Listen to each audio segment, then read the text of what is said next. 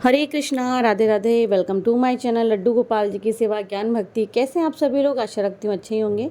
तो आज का जो वीडियो है हमारा बहुत ही महत्वपूर्ण होने वाला है, क्योंकि सभी लोग पूछ रहे हैं कि दीदी निर्जला एकादशी कब की। और हिमानी शर्मा जी जो हैं उनका ये क्वेश्चन था, हालांकि मैंने उनको जवाब दे दिया है, बट ये सभी का एक क्वेश्चन भी हो सकता है। और 3 कमेंट मेरे पास में ऋषिका जी जो भी हैं आपका नाम है उनके भी आए हुए हैं। तो निर्जला एकादशी का जो व्रत है उसको लेकर के बहुत कन्फ्यूज़न चल रहा है। कन्फ्यूज़न ये है कि जो निर्जला एकादशी का व्रत है वो 17 को रखा जाएगा या 18 को रखा जाएगा। तो सबसे पहले मैं बता दूं कि जो एकादशी है वो 17 को ही है, क्योंकि 4 बजे एकादशी की जो तिथि है वो लग जाएगी। लेकिन हमेशा जैसे कि मैं आपको बताती हूँ कि जो एकादशी की तिथि है वो द्वादशी से टच में होनी चाहिए। तो 18 जून को भी एकादशी है और 17 को भी एकादशी है, लेकिन जो 12 की तिथि है यानी कि द्वादशी है वो 19 को पड़ रही है।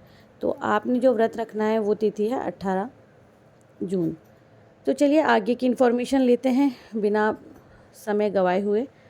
तो निर्जला एकादशी का जो व्रत है बहुत महत्वपूर्ण माना जाता है। हमारे शास्त्रों में वर्णित है कि ये जो एकादशी है इसे अन्न ग्रहण करने की मनाही होती है इस व्रत में। तो निर्जला एकादशी का जो व्रत है 18 जून को रखा जा रहा है। तो चलिए सबसे पहले ये कन्फ्यूज़न दूर कर देती हूँ आपका कि जो व्रत है 18 जून को रखें, 18 जून को किया जाएगा।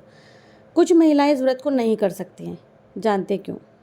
निर्जला एकादशी का व्रत बहुत खास होता है, बहुत महत्वपूर्ण होता है। क्यों होता है आप सभी को पता है, क्योंकि साल की 24 एकादशी का व्रत अगर आप नहीं रख रहे हैं तो केवल एक ये व्रत रख के आप कठिन ये व्रत करके आप साल की 24 एकादशी का पुण्य एक साथ अर्जित कर सकते हैं। सभी एकादशी से निर्जला एकादशी को अधिक महत्वपूर्ण मानते हैं, क्योंकि इस दिन साधना बिना अन्न और जल ग्रहण किए की जाती है। हर साल ज्येष्ठ महीने की शुक्ल पक्ष की एकादशी तिथि पर ये व्रत पड़ता है और एकादशी तिथि को व्रत करते हैं। और निर्जला एकादशी जैसे कि मान लीजिए 18 जून को पड़ रही है, कई लोग ये बोल रहे हैं 17 को 18 को, हम तो 17 को रखें, हम 18 को गए। भाई बात वो हो जाती ना कि आपको फल किसका मिल रहा है, किस एकादशी को करने से आपका व्रत पूर्ण होगा। 17 को भी एकादशी, 18 को भी एकादशी, तो आप 2-2 दिन व्रत तो नहीं रख पाएंगे ना। इसीलिए अब ये कन्फ्यूज़न मैंने आपका दूर कर दिया है। और एकादशी की जो कथा है मैंने अपने इससे पहले वाले वीडियो में बता दिया है आपको, क्योंकि वो वीडियो मैंने पहले पोस्ट किया, उसको दोबारा मुझे एडिट करनी पड़ रही है।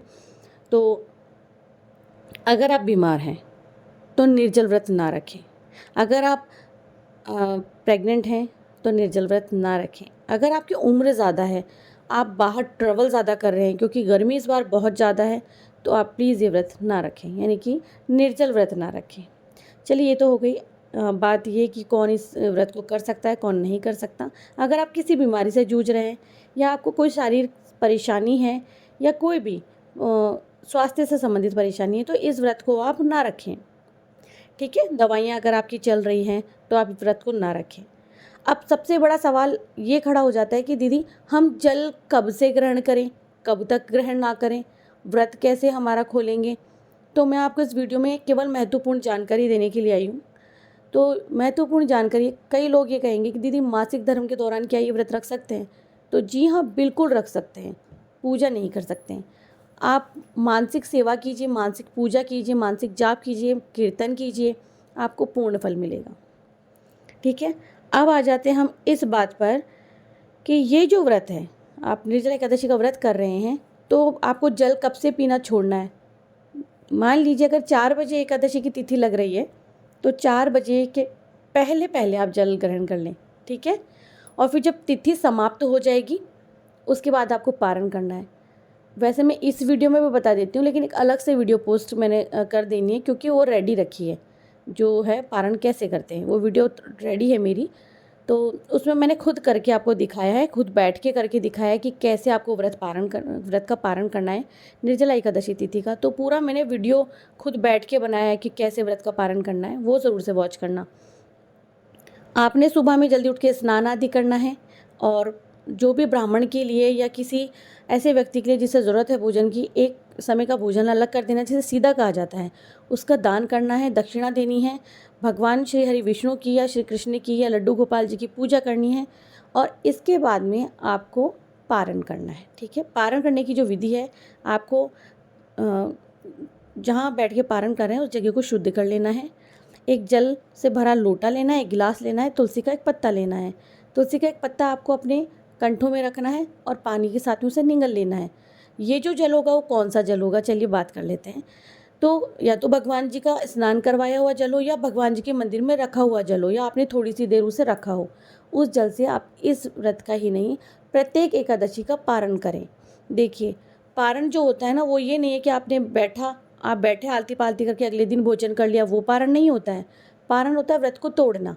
अगर अब आप बारी आती है व्रत को खोलेंगे कैसे। तो जब आपने व्रत का पारण कर लिया, तुलसी का पत्ता ले लिया, अपना व्रत तोड़ लिया है, उसके बाद आप चावल से बनी हुई चीज़ खाएं, ठीक है। अगर कब, जब आप नॉर्मल वाला व्रत करें, सागार वाला व्रत कर रहे हैं, तो आप अन्न ग्रहण कीजिए। अब ये वाला व्रत आप करेंगे जिसमें आप निर्जल रह रहे हैं, तो इसमें आपको पहले फल ग्रहण करने हैं। समझ में आ गया होगा। आप अगर निर्जल व्रत रख रहे हैं, निर्जल वाला, तो आपको फल ग्रहण करने हैं, ठीक है। तो मैंने अच्छे से समझा दिया है। बाकी मेरा जो फुल डिटेल में वीडियो आएगा वो ज़रूर से वॉच करना। हो सकता है उसका असर ये हो कि आपको अच्छे से पता लग जाए कि पारण चीज़ क्या है, क्यों करते हैं पारण, ठीक है।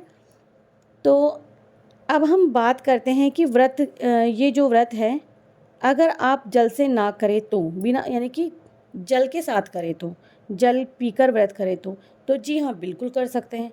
देखिए, जिसकी क्षमता नहीं है, सामर्थ्य नहीं है, उसे वो व्रत, वो विधि नहीं करनी चाहिए, ठीक है। किसी भी कारणवश ऐसा हो गया कि आपने निर्जल व्रत रखा था लेकिन आपने गलती से पानी पी लिया, तो ये व्रत टूट जाएगा, ठीक है। और मान लीजिए घर में से किसी के अचानक पानी ना पीने के कारण बहुत ज़्यादा तबीयत बिगड़ गई है, लेकिन उसे वो व्रत रखना है और किसी भी कंडीशन में 2 बूंद पानी पिलाने, या वो अपना व्रत ये तब खंडित नहीं करना चाहता है, तो आप घुटने और हाथों को रख के अपने चारों, यानी कि दोनों हाथ और दोनों पैरों को घुटनों के बल रख के फिर आप थाली में पानी पीजिए, ठीक है। एक बार पी सकते हैं, लेकिन ऐसा करना नहीं है आपको। ज़्यादा तबीयत बिगड़ जाने पर, अचानक कुछ हो जाने पर, तभी ये विधि अपनानी होती है, ठीक है। तो अब देखते हैं हम पंचांग के अनुसार जो है हमारी एकादशी तिथि की शुरुआत कब हो रही है।